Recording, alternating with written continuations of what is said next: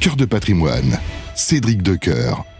Et on entame donc notre cœur de patrimoine en accueillant Ludovic Usieux. Bonjour Ludovic. Bonjour Cédric. Merci beaucoup d'être au rendez-vous, cofondateur d'Artémis Courtage. Et on va essayer de brosser toute la partie un peu patrimoniale de ce monde immobilier, en commençant bien sûr par la question centrale, j'ai envie de dire, celle du financement.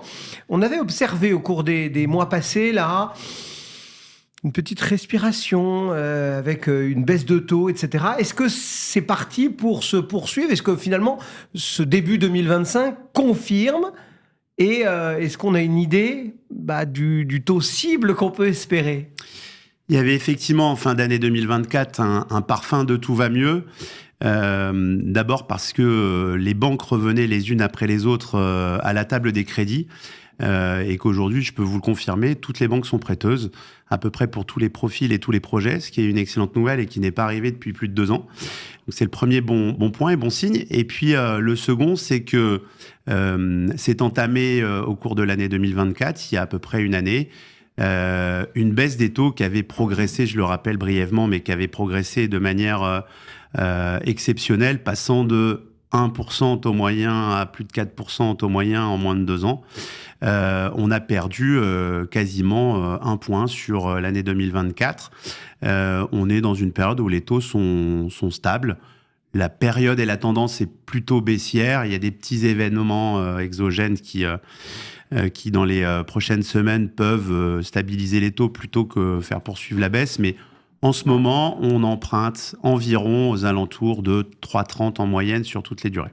Alors, on sait, quand on observe, ce qui est le cas de beaucoup des experts qui succèdent à ce micro, le microcosme, on va dire, de la gestion de patrimoine française, on sent un peu d'attentisme de la part des épargnants, de la part des investisseurs, parce qu'il y a tous ces doutes autour de la politique, etc., et des questions de finances publiques, et donc des questions, quelque part, de dette.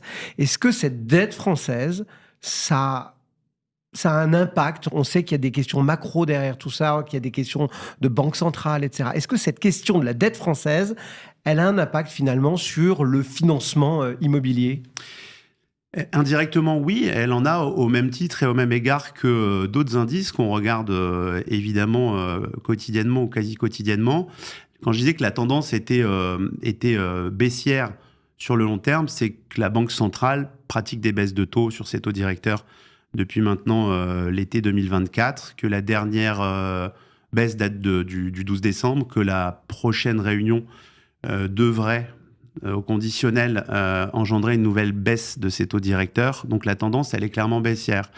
Mais c'est pas la seule façon pour les banques de dépôt françaises de se refinancer, d'emprunter à la Banque centrale. Il y a d'autres moyens et effectivement, la dette française pèse un peu sur ces taux de crédit immobilier. Pourquoi ? Parce que quand on regarde l'orientation de ceux-ci et la nervosité des marchés obligataires ces dernières semaines, l'impact, c'est un impact aussi de confiance. Il est directement sur les investisseurs, directement sur les banques, et les taux de crédit sont aussi la conséquence indirecte de la hauteur de cette dette et donc des taux auxquels l'État français peut emprunter. J'ai envie de vous dire que l'instabilité politique, le budget reconduit, la réouverture du dossier des retraites, c'est quand même un faisceau d'indices qui sont pas terribles pour les marchés financiers. C'est un peu brouillard de guerre, quoi. Ça fait un peu brouillard de guerre et on a quand même pas mal de chances d'être à ces niveaux, aux alentours aujourd'hui de 3,30, après s'être envolé aux alentours de 3,50, 3,60. On va dire que la nervosité est un peu moins grande, qu'on retrouve un peu de stabilité sur ces taux de marché obligataire, et que s'il y a des conséquences sur les taux de crédit immobilier, ce sera de petites conséquences, de petites hausses, dans un environnement qui, lui, je le rappelle, est plutôt baissier. Du coup, il y a toujours des questions, on va dire, qui se posent. Est-ce le bon moment pour ceci ? Est-ce le bon moment pour cela ? Alors voilà, on va se les poser ce matin. Est-ce que c'est le bon moment déjà pour renégocier un prêt immobilier ? Puisqu'il y a quelques baisses, certains, peut-être, ont-ils facialement sur leur contrat un taux plus élevé que celui qu'ils observent aujourd'hui sur tous les sites qui relèvent, entre guillemets, les taux. c'est une nouvelle fenêtre qui va s'ouvrir. C'est pas grand ouvert encore.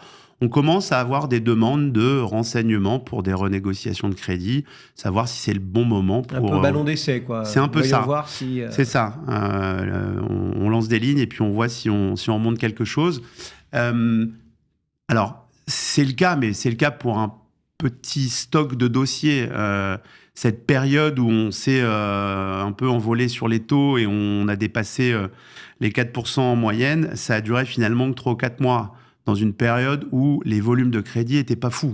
Ouais. Donc, ça ne concerne peut-être pas grand monde. Ça ne concerne pas encore grand monde. En revanche, chaque mois qui va passer et qui sera le reflet d'une baisse de taux, bah, ça va remettre des dossiers dans le circuit et potentiellement des dossiers qui seront renégociables ou rachetables. Donc, c'est bien d'être aux aguets, c'est bien de préparer son dossier, c'est bien d'envoyer... Ça veut dire quoi, être aux aguets ? Ça veut dire qu'il faut rappeler c'est quoi ? C'est être à moins de la moitié de son crédit ? Avoir espérer gagner combien de taux ? Voilà, quels sont les 2-3 critères qu'il faut regarder et se dire « Ah tiens !» Ça vaut peut-être le coup que je m'en occupe. Très pratiquement, c'est mieux d'être, on va dire, dans le premier tiers ou dans la première moitié de la vie de son crédit immobilier, c'est-à-dire si on a emprunté sur 20 ans, aux alentours de 7-10 ans ou un peu avant, à un moment où on rembourse encore beaucoup d'intérêts. C'est le premier critère.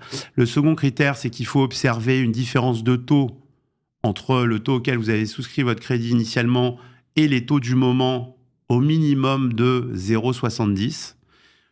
On va dire que la règle et le principe, ce qu'on entend partout, c'est 1%. C'est pas une règle sacro-sainte. En fonction du montant, ça peut être un peu moins. Et puis, une fois qu'on a ces 2 critères qui sont respectés, bah, il faut demander une simulation à son courtier ou à son banquier pour savoir si c'est quelque chose d'envisageable et quelque chose qui est une opération gagnante pour l'emprunteur. Parce que la 3e règle d'or, et on la rappelle assez peu souvent, c'est que quand on procède à une renégociation ou un rachat de crédit, il ne faut pas avoir d'opération sur ce crédit ou sur le bien qui est le sous-jacent de ce crédit. Il ne faut pas imaginer revendre sous 2-3 ans. Sinon, les frais que vous avez engendrés à la renégociation ou au rachat, vous n'aurez pas eu le temps de les amortir. Et finalement, cette opération, elle n'aura, sans mauvais jeu de mots, aucun intérêt. Et il n'y aura aucun gain financier à avoir renégocié ou racheté son crédit. Donc, il faut aussi avoir quelques certitudes quant à la durée de détention du crédit dont on fait la renégociation ou le rachat. Voilà donc pour l'aspect financement. Maintenant, regardons un petit peu le marché. Qu'est-ce qui nous raconte ce marché immobilier ? Parce que on en a dit pique-pendre de ce marché sous toutes ses coutures. C'était la Bérésina. Enfin voilà. Aujourd'hui, qu'est-ce qu'il en est ? C'est un marché qui est en douce reprise et en état de normalisation, si je peux m'exprimer ainsi. C'est un marché au national sur transactions dans l'ancien qui va faire 750 000 transactions en 2024. Ça faisait une dizaine d'années qu'on n'avait pas été dans un marché aussi peu volumineux. Les prévisions de nos amis réseaux de transactions...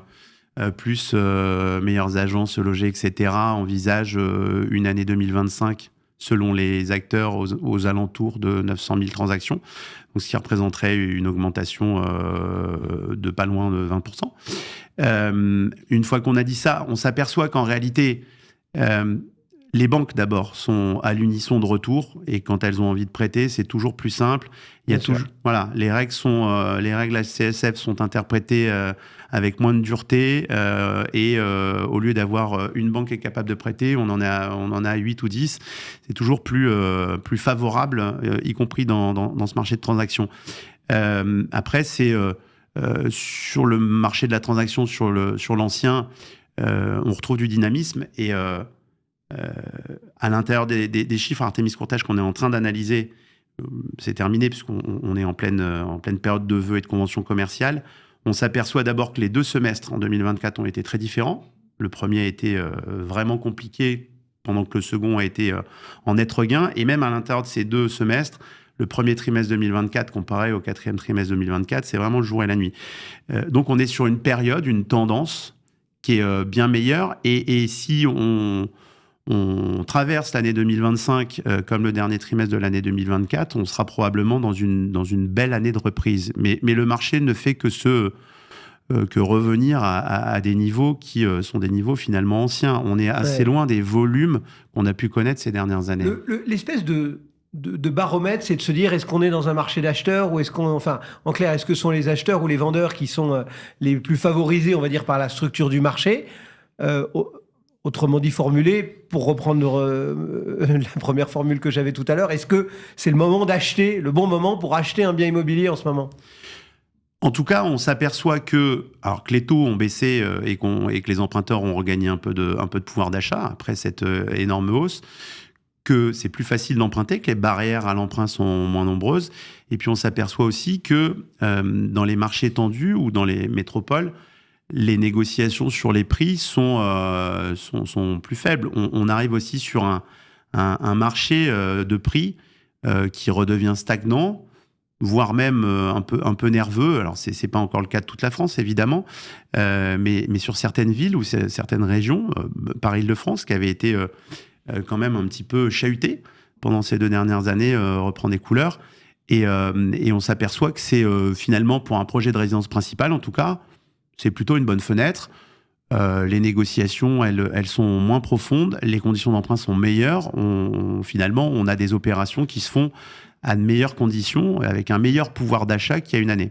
Et donc vous voyez clairement dans vos chiffres, là, depuis le début de ce début d'année, que finalement les emprunteurs reviennent, ou on n'est pas encore, entre guillemets, des grandes années? Très nettement, les emprunteurs, oui, parce qu'on se rend compte que le nombre de fiches et de prospects qu'on étudie chaque jour, on est quasiment sur des niveaux records, des niveaux même de 2022. Sur les chiffres, c'est bien meilleur, et l'année 2024 a vraiment progressé pour se terminer sous vraiment de bonnes performances. Après, en volume, c'est toujours plus bas que 2022-2021, mais qui était quand même, pour le coup, si on s'en souvient, des années exceptionnelles. On a arrêté de comparer 2024 à l'année 2023, qui était une année horrible. On compare même plus par rapport à ça, parce qu'on est repassé vraiment très au-delà. En revanche, on est, on va dire, entre deux eaux. On n'est pas de retour encore vers les meilleures années, mais on est dans un marché qui se normalise, avec des banques qui ont très envie de prêter et qui commencent à reconstruire d'un point de vue commercial et marketing des offres destinées aux emprunteurs, ce qui n'était plus vraiment le cas en 2023 et 2024. Merci beaucoup, Ludovic. Merci Cédric. Ludovic Usieux, donc, pour Artémis Courtage et ce survol de l'immobilier, tant en termes de marché que de financement. À très bientôt. Nous, on poursuit Cœur de patrimoine. Cœur de patrimoine, Cédric Decoeur.